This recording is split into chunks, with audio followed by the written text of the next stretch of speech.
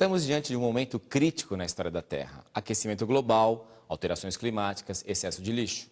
Uma das principais preocupações que aflige a humanidade hoje é a questão da sustentabilidade ambiental.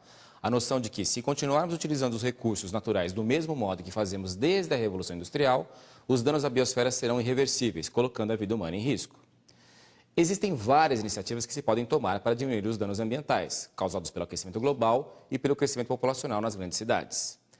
Uma iniciativa são os telhados verdes, que auxiliam na redução de emissão de carbono, entre outras vantagens.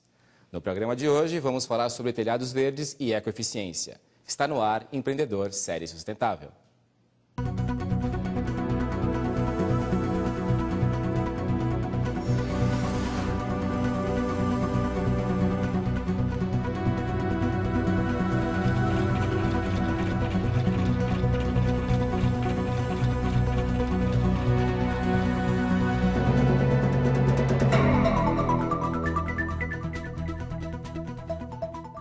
Para falar sobre telhados verdes, convidamos Manuela Feijó, administradora de empresas, diretora da Ecotelhado, empresa especializada em infraestrutura verde urbana. Manuela, muito obrigado pela sua presença. Eu que agradeço. Bem-vinda ao nosso programa. Obrigada. Manuela, para a gente começar o nosso papo, que eu tenho certeza que vai ser muito interessante, o que é um ecotelhado ou telhado verde?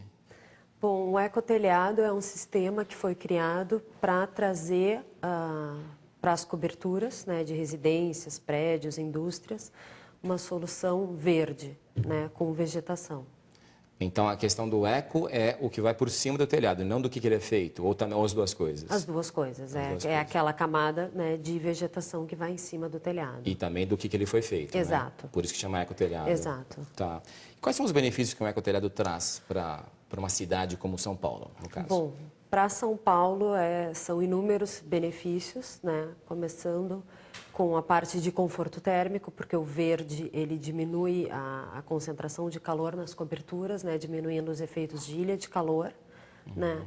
Ele também retém água, né, água de chuva, então diminui problemas de enchentes. Em São Paulo ele traz a permeabilidade para as coberturas. Né? Hoje São Paulo é uma cidade muito impermeabilizada, né? Fora os benefícios de meio ambiente, que é a neutralização da emissão de gases poluentes e trazer a biodiversidade de volta para as cidades, passarinhos, né, outros insetos, trazer o verde realmente, outras espécies de volta para as cidades. Tá. E que tipo de construção a gente poderia dizer assim que ele se aplica com mais facilidade, diretamente aplicável? Que tipo de construção? Prédios, casas? Bom, um ecotelhado ele beneficia diretamente o último andar, né? Então, sendo instalado num prédio, ele está beneficiando o último andar do prédio, sendo instalado numa casa, ele beneficia praticamente toda, né, a edificação. Mas hoje a gente tem instalações tanto em casas residenciais, quanto prédios residenciais, corporativos, indústrias. Né, o mercado está crescendo cada vez mais. Só em São Paulo?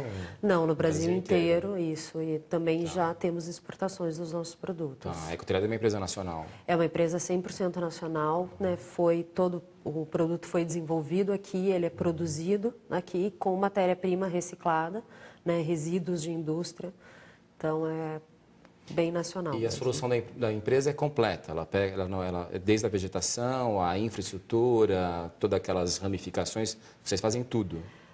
A Ecotelhado, né, faz toda a produção do sistema, né, que é um sistema diferenciado para facilitar essa instalação em coberturas. Né? Então, a gente faz toda a parte de produção, a venda e a instalação desse sistema de telhado verde. E tem vários sistemas? Como é que funciona? Sim, a gente tem diversos sistemas, tá? A diferença básica entre eles são o conjunto de membranas que vão embaixo de um módulo, né? E quais coberturas onde eles vão ser instalados. Né? Então, para uma cobertura inclinada, metálica, eu tenho um sistema. Para uma cobertura de laje, eu tenho outro sistema. Tá. Né? Hoje a gente tem 4 sistemas, que é o sistema laminar, sistema alveolar, sistema galocha e o sistema modular. Tá. E as diferenças entre eles, basicamente? Basicamente, são as membranas que vão embaixo do módulo, né? Todos eles são sistemas modulares. Tá. Né? Essas membranas são o que exatamente? Essas membranas são membranas anti-raízes, membranas de retenção de água, né, de retenção de nutrientes. Né? Então, se eu vou ter um telhado inclinado, eu não tenho por que ter uma membrana de retenção de água, porque a água vai acabar escorrendo. Então, eu vou ter um sistema que não vai ter essa membrana. Se eu tenho uma cobertura plana, essa membrana ela, né, vai ser necessária, porque ela vai conseguir armazenar água, vai conseguir reter essa água. Então, sim, tem um sistema que tem essa membrana. Então, a diferença básica entre os sistemas são os conjuntos de tipo de membrana de retenção de água ou nutrientes, antirraízes que eles vão ter, dependendo da cobertura. Tá. E as membranas são feitas à base do quê? As membranas são todas elas com base em material reciclado, né, plásticos, né, o PET. Né, a membrana de antirraízes ela é de material chamado PAD. Né, a membrana de retenção de água é de PET reciclado. E a membrana de retenção de nutrientes é de não tecido reciclado. Que legal, então tem muita coisa reciclada. Exatamente, a gente procurou fazer o nosso produto todo com base em material reciclado, né? E que esses componentes vêm de resíduos industriais. Né? Então, o nosso módulo, que é o principal componente, o diferencial do nosso sistema, ele é feito de EVA, que é borracha, que vem grande parte dele do resíduos de Havaianas. Então, a nossa fábrica fica no sul, a gente tem um grande setor calçadista no sul, então todos esses aparos, os retalhos, as sobras da produção de calçados, a gente tritura e faz o nosso módulo. Que bom, quer dizer, pensaram na solução claro, em toda a cadeia, né? Isso, exato. Legal. Vamos ver junto com os nossos telespectadores um exemplo de um ecotelhado e como é que ele é aplicado? Esse ecotelhado fica onde? Na zona oeste de São Paulo, né? Isso, essa é uma passarela, né? A passarela Eusébio Matoso, que foi feita em parceria com o escritório de arquitetura, né? 2 arquitetos que procuram bastante trabalhar com questões sustentáveis. Na época era o Unibanco, hoje é Itaú, né? E foi feita em parceria com eles. Já existia uma estrutura metálica e foi adaptado o ecotelhado, é isso? Exato, não, foi toda uma renovação dessa estrutura, dessa passarela, né, com toda essa cobertura, onde se colocou o ecotelhado. Nesse caso é o sistema modular, de ecotelhado, onde por ele ser inclinado ele acaba não retendo muita água, não se faz necessária a membrana de retenção de água, então é o sistema modular, né, com uma vegetação nativa e adaptada. Né, esse é um mix de vegetação, né, onde a vantagem dela ser nativa e adaptada é a baixa manutenção. E essa, quer dizer, ela fica lá o ano inteiro sem precisar trocar, substituir, exato, ela tem etc. baixíssima necessidade de água, né, e de manutenção de poda. Então, pode-se dar uma manutenção até anual nesse tipo de vegetação. Na vegetação. Exato. E no ecotelhado em si, ele requer alguma manutenção para infiltração? No sistema não, né? A cobertura ela já tem que estar impermeabilizada, né? Tem que estar projetada para aguentar a sobrecarga do sistema, que fica em torno de 60 quilos por metro quadrado já saturado.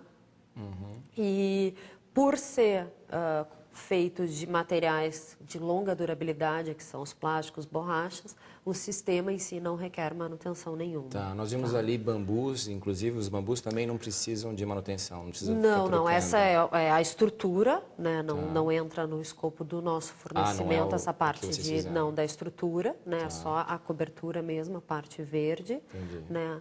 E esse tipo de cobertura pode ser de acordo com o cliente, então a gente coloca às vezes sobre uma estrutura de madeira, né? Ou pode ser colocado direto sobre telha de fibrocimento, telha cerâmica, sobre a laje, telha metálica, pode ser plano ou pode ser inclinado.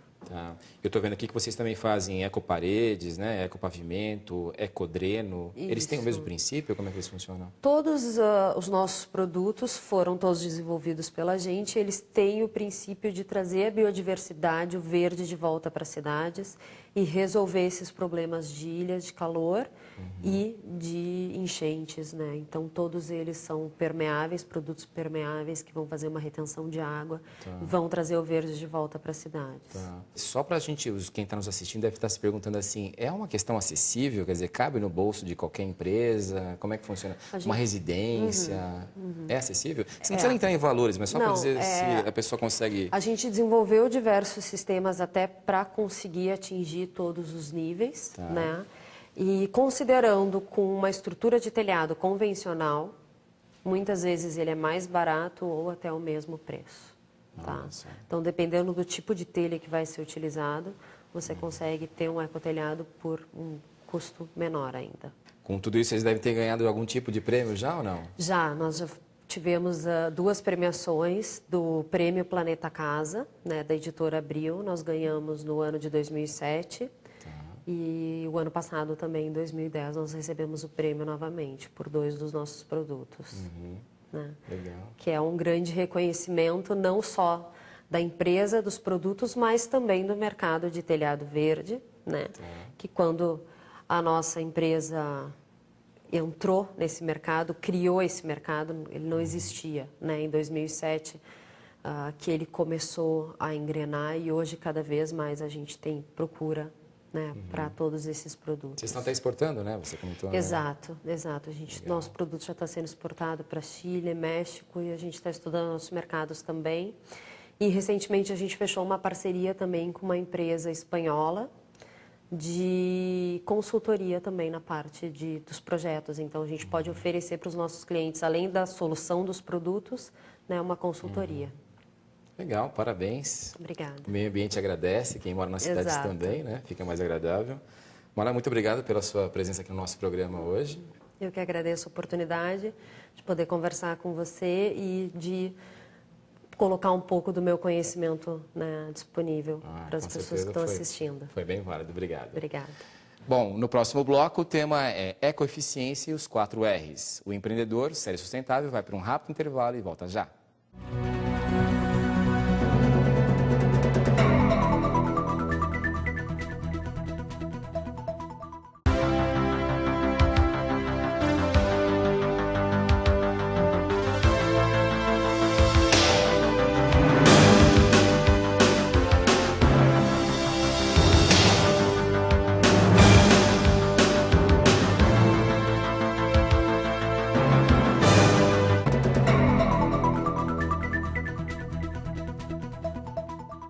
Como produzir e ao mesmo tempo reduzir custos e desperdícios? Como produzir e reduzir os impactos ambientais negativos?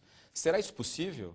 Ecoeficiência é o tema que eu trato hoje com Luiz Henrique Gulassi, bacharel em Administração de Empresas, mestre em Administração pela PUC São Paulo e doutorando em Administração pela FEA USP. Ele também é professor em Administração de Empresas da São Judas e pós-graduação, convidado em Marketing e MBA da FGV. Luiz Henrique, obrigado pela sua presença conosco. Obrigado, eu que te agradeço. É possível produzir com baixo impacto ambiental? Sim.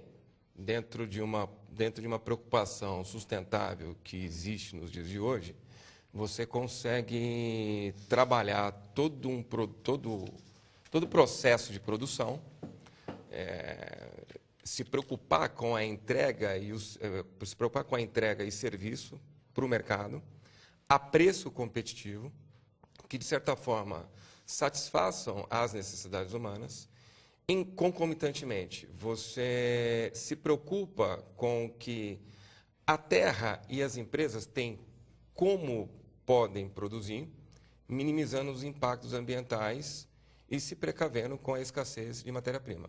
Que este é o conceito da ecoeficiência. É isso que eu ia te perguntar. Isso tudo, então, somado é ecoeficiência? Esse termo vem desde 1992 e é um termo criado pelo Conselho Empresarial de Desenvolvimento Sustentado, com sede na Suíça, e que tem essa preocupação de trabalhar todo o lado sustentável, para que possamos, de certa forma, minimizar os impactos ambientais e ecológicos.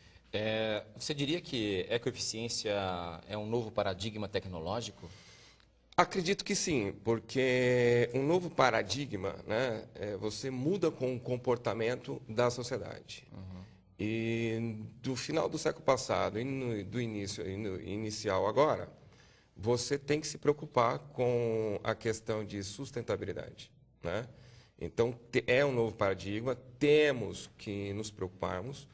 Não é uma tarefa fácil, né? Nós temos que mudar. Quando você fala com mudança de paradigma tecnológico, entendemos que tecnologia é modo de fazer. Então, como que é fazer de forma responsável com o ambiente, né?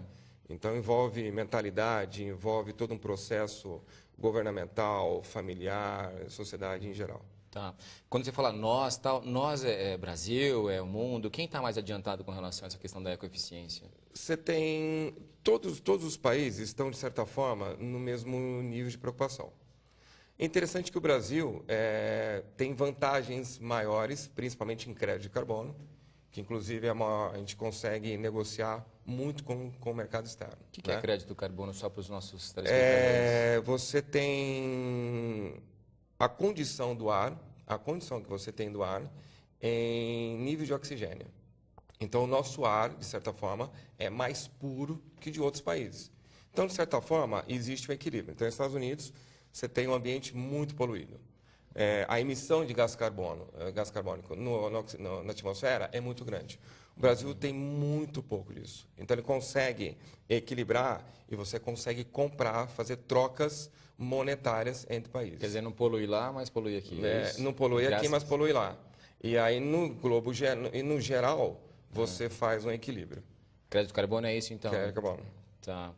É bom que não se polua mais aqui, então você está falando que tem pouca poluição, mas também não é para aproveitar, né? Qual que é a importância hoje da ecoeficiência para a sociedade? Você tem, como eu estava falando no início, o mundo está caminhando para a escassez, né? Segundo a Organização Mundial, a ONU, algumas agências da ONU, 2032 não vai ter água potável para todo mundo.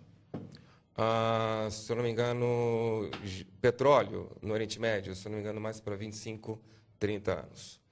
Alguns pessimistas norte-americanos dizem que as bacias petrolíferas norte-americanas estão girando em torno de 11 a 18 anos. Então, o mundo está mudando. Os produtos, os recursos naturais estão acabando. Como faremos isso para ter desenvolvimento econômico? E não podemos esquecer que desenvolvimento econômico é melhoria do bem-estar social. Como fazer a melhoria do bem-estar social com produtos que estão sendo escassos? Então, sabendo lidar com a escassez, né? Vai ter que mudar a mentalidade, vai ter que mudar a forma de usar, evitar o desperdício. Então, de acordo com o CREA de São Paulo, se constrói 10 andares em São Paulo e joga fora 4. 1/3 da produção de soja carregadas em caminhão cai na estrada. Para cada uma dúzia de laranjas, 4 são jogadas fora no Ceasa. Então, essa questão de... Que números absurdos. 1/3 de soja lá para o lixo. 1/3 de soja. No dia que você for para a praia, você vê o caminhãozinho caindo, você vê os grãozinhos caindo. Somando tudo, vai dar 1/3. Então, o Brasil, infelizmente, tem aí um alto grau de desperdício, né? Muito grande. Né? Então, a ecoeficiência nos leva a pensar nos 4 R's, não é isso? Tem a ver diretamente com os 4 R's, né? O que são os 4 R's? Você tem a preocupação de reutilizar. Tá. Você tem na questão de reutilizar, dar uma nova forma de consumo a um produto que já foi consumido. Tá. Questão de repensar, a questão de reintegrar e a questão de recomposição. Ou seja, recompor todo um processo de fabricação, de produção e dar novas formas de usabilidade para a sociedade, seja de produto ou seja de serviço. Tá, então vamos lá. Então é recompor, reutilizar, reintegração, reintegrar e reutilização. E reutilizar. Tá. E esses 4 R's, eles trabalham em conjunto ou separadamente? Tem que fazer tudo ao mesmo tempo ou pode trabalhar em cada um de maneira separada? Você pode trabalhar dependendo da tua complexidade estratégica, né? E você pode trabalhar um de cada forma, ou você pode trabalhar em conjunto, dependendo do processo do teu produto. Isso não é uma coisa estática, né? É uma coisa dinâmica. Tá. Então, você pode trabalhar a cada etapa, você pode trabalhar ou, dependendo da complexidade do teu negócio, você pode trabalhar de uma forma complexa. Tá. Que é o interessante, porque no caso da ecoeficiência, Eu vejo que o processo ele é uma questão holística, né? O todo é formado pelas partes, mas quem determina o comportamento das partes é o todo. A sociedade, governo, empresa, órgãos públicos, órgãos privados, órgãos não governamentais. Todo mundo está num contexto, só que cada um tem que ter a sua parcela de responsabilidade. Uma coisa é fato, se não houver união, nada vai adiantar fazer todo um trabalho de ecoeficiência, não vai adiantar nada criar congresso, seminário, vertentes educacionais, se não houver a união de todos. Tá. Luiz, a questão da ecoeficiência dos 4 R's, isso pode ser aplicado em qualquer tipo de empresa, qualquer porte de empresa? Pequena empresa pode adotar os 4 R's, por exemplo? Deve, tem que adotar. E porque isso é uma tem forma... impacto, é caro, é acessível? Você tem um impacto social, onde a empresa se preocupa com a responsabilidade do ambiente. Automaticamente, toda empresa se torna uma educadora, então acaba educando os seus funcionários, né? Já existem grandes empresas trabalhando isso, né? Um grande exemplo que eu destaco é o Walmart, que tem uma preocupação muito grande com a questão de climatização do ambiente e trabalha em cima disso, né? Se eu não me engano, você tem uma grande empresa do setor de calçados, né? E trabalha em projetos de reflorestamento, né? Então, você tem algumas empresas já com uma preocupação grande em desenvolver essa preocupação de ecoeficiência, que é um termômetro para você medir a sustentabilidade da empresa. E existem empresas que auxiliam quem quer montar os 4 R's? Tem. Tem apoio para isso? Tem apoio. Você tem, de forma externa, na iniciativa privada, você tem consultorias, né, de ordem técnica.